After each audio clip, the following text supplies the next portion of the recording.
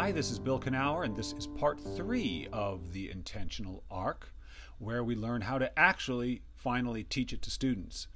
It's a little tricky, isn't it? Because there are no right answers and there are no wrong answers. So what is a teacher to do? Well, if I were teaching students how to write about the intentional arc, I would do what I did with my son, who was diagnosed on the autism spectrum and who for many, many years talked mostly to himself and not to other people. And the way I taught him to speak was not by instructing him and not by tutoring him or criticizing him, although I did all those things.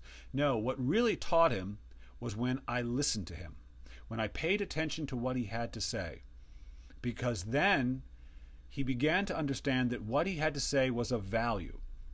And when he believed that what he had to say was of value, he came forward in a way he had not before. And when he expressed himself in a way that was unclear, my only job was to say, I don't understand. And in so doing, and leaving my attention on him, he went back into himself, found the language, found the way to express what he wanted to express, and in so doing taught himself how to speak by me listening to him. And I helped him by listening to him. So this is the approach I would use to teach students about the intentional arc. When they are done reading the story, I, as the teacher, would say, you teach me, students, why you felt what you felt about what you read. You teach me why Gatsby was great or Gatsby wasn't great. You teach me why Holden Caulfield is a hero or Holden Caulfield is just a whiny teenager. You teach me what that story meant to you. And use examples. So if I was saying that I think Jay Gatsby is great, I would say he's great because he did everything he did for love.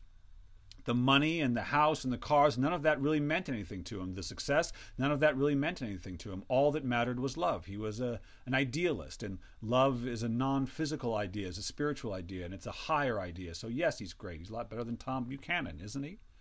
I'd use evidence like that, but if I wanted to say that he wasn't great, I would say, are you kidding? He's a schmuck. The guy loved this woman, Daisy, who in the end was willing to side with Tom Buchanan, who was a bully and a racist, and it was all just a big fantasy drummed up in Gatsby's mind. No, he wasn't great. They're not really a wrong answer depending on where you come from and what you've lived and what you've done in your life. So you, the teacher, become the student. Listen carefully, read carefully, and have them teach you what they mean. Have them find the language to teach you what it is they know, which is what writers do.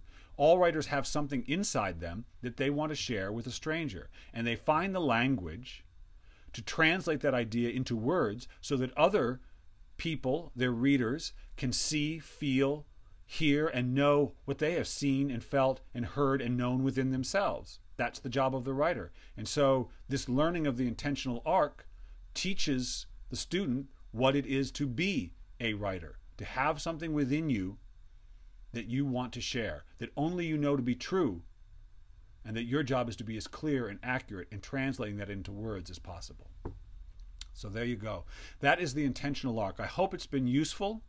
I'm going to be posting more videos about writing and how to write within yourself. In the meantime, if you would like more information about me, or maybe having me come talk to your class, or would you like to get a copy of Write Within Yourself, you can do so at williamkenower.com. That's williamkenower.com. Until then, good luck teaching. Thanks.